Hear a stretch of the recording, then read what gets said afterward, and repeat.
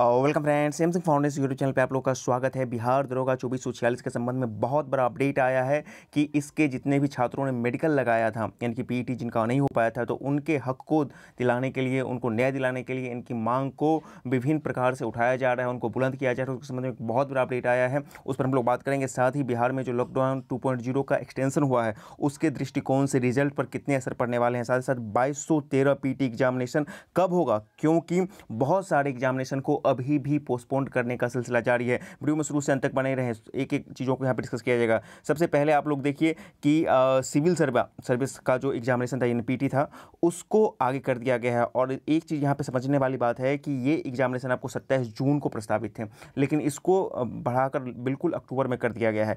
अब जितने भी कैंडिडेट बिहार दरोगा के होंगे या फिर बीएसएससी के होंगे, उनको जरूर इतना याद होगा, पिछले साल वाला सब कुछ यहाँ पे सिनेरियो रिपीट हो रहा है। याद कीजिए कि मतलब कि पिछला साल भी आपको जब लॉकडाउन मतलब कि पहला आया था, तो वहाँ पर भी जून वाले एग्जामिनेशन को, ये सिविल सर्विसेज एग्जामिनेशन को अक्टूबर में कर दिया गया था, 3-4 अक्टूबर को किया गया था। और फिर उसी अक्टूबर में ही पहले बिहार एसआई का भी मेंस शेड्यूल हुआ था और फिर चुनाव के कारण आगे बढ़ा था। तो यहाँ पे अब चीज़ें बिल्कुल उसी रफ्तार में आगे जाती हुई दिख रही हैं। और क्या चीज़ें हैं, तो आज डॉक्टर के इंटरव्यू के लिए फिर से इंटरव्यू हो ही रहा है। आइए हम लोग अब आते हैं हम लोग के मेन मकसद पे, फिर हम लोग 2213 पर भी बात करेंगे। ये आज के पेपर का न्यूज़ है और यहाँ पे स्पष्ट किया गया है कि आयोग की सूचना के इंतजार में मेडिकल लगाए दरोगा अभ्यर्थी पहुंचे हाईकोर्ट। दरोगा अभ्यर्थी और इनके बातों को, इनके मांगों को लगातार मैं अपने चैनल के माध्यम से विभिन्न तरीके से उठा ही रहा हूँ। आप लोग जो भी इसके रेगुलर व्यूअर होंगे उस चीज़ को देख रहे होंगे। तो देखिए पहला क्या न्यूज़ है, इसको पूरा पढ़ लेते हैं हम लोग। दरोगा अभ्यर्थी पटना हाईकोर्ट की शरण में चले गए हैं।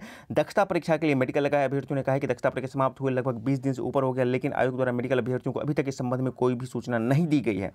इससे मेडिकल आवेदन जमा करने वाले दरोगा अभ्यर्थी के दफ्तर का चक्कर काटते काटते मानसिक उत्पीड़न का शिकार हो गए। अपनी बात को बिना शारीरिक दक्षता परीक्षा ही दिए, मतलब अपने आप को बिना शारीरिक परीक्षा दिए ही इस बहाली प्रक्रिया से बाहर महसूस करें। निश्चित रूप से ये बहुत ही बड़ी विडंबना है बिहार में, और खासकर बीपीएससी आयोग। ये बात तो मैं लगातार कर रहा हूँ ना कि देखिए आपका क्या मॉरल है, क्या एथिक है, आपका क्या राइट है, वो बात की बात है। यदि आप वहाँ काउंटर लगा के सबसे मांग रहे हैं तो लोग देंगे ही ना। और सबसे बड़ी बात है, आपने एडमिट कार्ड भी जारी कर दिया था। जी हाँ, एडमिट कार्ड जारी करने के बाद भी उसको कैंसिल किया है, तो ये बहुत बड़ी बात है।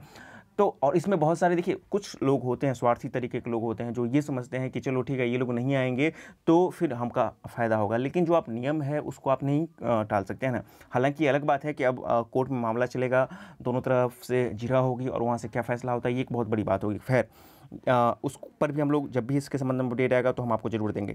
इस कारण शारीरिक दक्षता परीक्षा में मेडिकल लगाए दरोगा अभ्यर्थी पटना हाईकोर्ट पहुंच गए। शारीरिक दक्षता परीक्षा में आवेदन जमा करने वाले 326 स्टूडेंट ने पटना हाईकोर्ट में एक रिट दाखिल किया। ये 326 स्टूडेंट बाई नेम वहाँ पे गए हैं और बाकी लगभग 1000 स्टूडेंट, ऐसा मोटा मोटी अनुमान है कि जो इस पूरी प्रक्रिया में प्रभावित हो रहे हैं।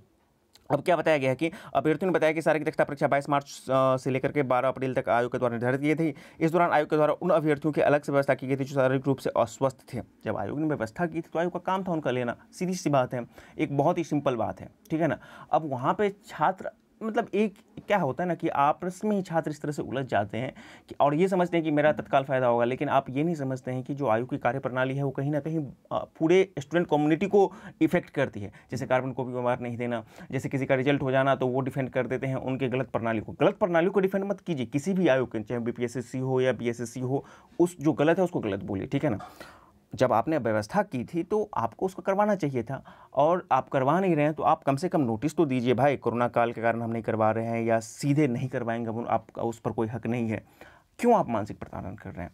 और दूसरी तरफ आप ये भी बोल रहे हैं कि भाई हम रिजल्ट प्रोसेस करेंगे, मतलब कि कोरोना के कारण हमको दिक्कत हो रहा है, नहीं तो हम अप्रैल लास्ट तक कर देंगे, जून मई लास्ट तक कर देंगे। विभिन्न चैनलों के माध्यम से आप इस न्यूज़ को प्रकाशित करते हैं, तो ये चीज़ें नहीं होनी चाहिए ना। एक क्लियरिटी एटलीस्ट होनी चाहिए ना। आप इस पर भी अभी तक क्लियर नहीं है कि भाई ओएमआर देंगे नहीं। आप स्टेटमेंट जारी, तरह तरह के आप स्टेटमेंट जारी करते हैं, लेकिन आप ये स्टेटमेंट नहीं जारी करते हैं कि ओएमआर या कार्बन कॉपी आप देंगे या नहीं देंगे।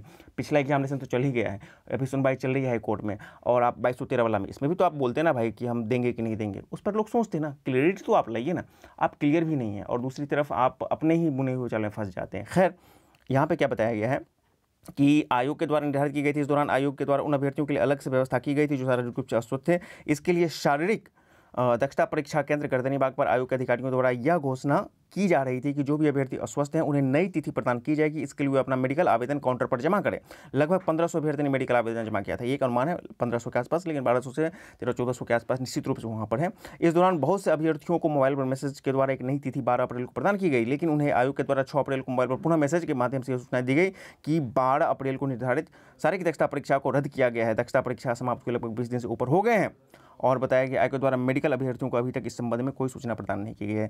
20 दिन नहीं, अब तो 1 महीना हो गया ना। आपको 12 अप्रैल हो गया और 12 मई हो गया, आज 12 अप्रैल को ही हुआ था। तो खैर लॉकडाउन के कारण चीज़ें 1 महीना से ऊपर हो गया है। तो यही स्थिति है।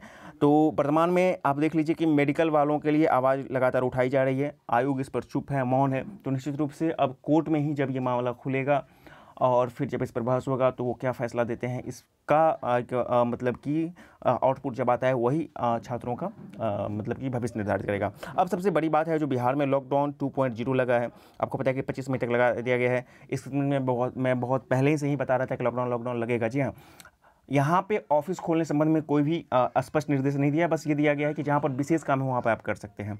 तो क्या रिजल्ट 2446 का भी आएगा, तो निश्चित रूप से अब इस पर संशय है। हालांकि चांसेस अभी बने हुए हैं, जब तक आयोग कोई भी इसके संबंध में ऑफिशियल नोटिस नहीं देता है कि हम ला रहे हैं नहीं ला रहे हैं, तब तक बिल्कुल चांस बना रहता है। ठीक है, तो आप इंतजार कर सकते हैं। लेकिन वही बात है कि 50-50 वाली बात होता है। नहीं आता है तो आप लोग सिर पैर मत फोड़िएगा कि भाई क्यों नहीं आया। ये आप तो बोल रहे थे कि आ जाएगा, लेकिन मैं बार बार बोल रहा हूँ, अब मैं ही अकेला बंदा हूँ जो बार बार बोल रहा हूँ कि 50-50 चांसेस है, आ भी सकता है नहीं हो सकता है। बाकी बहुत सारे लोग तो बोल रहे थे 15 मई तक ही आ जाएगा। तो ऐसी बातें नहीं है।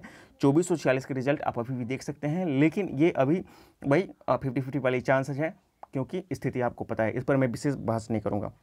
अब आ जाते हैं जो 2213 वाली बात है, वो एग्जामिनेशन कब होगा। तो सबसे बड़ी बात आप समझिए कि 2213 वाला एग्जामिनेशन अभी के दृष्टिकोण से निश्चित रूप से यदि जून के बाद स्थिति सामान्य होती है तो जुलाई में भी नहीं होगा।